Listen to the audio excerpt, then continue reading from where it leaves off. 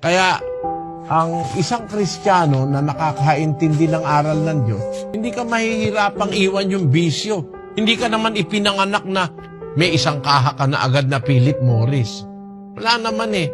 Hindi naman pagkalabas mo sa bahay, bata meron ka na agad bit na tanduay. Wala nun.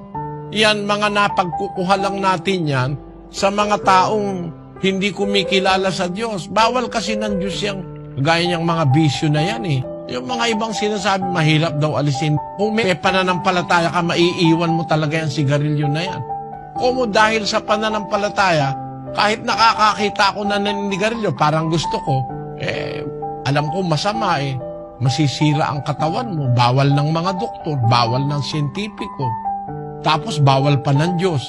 Sino pa gusto mo magbawal? Para ka sumunod. Alam mo na ngang masisira ang katawan mo.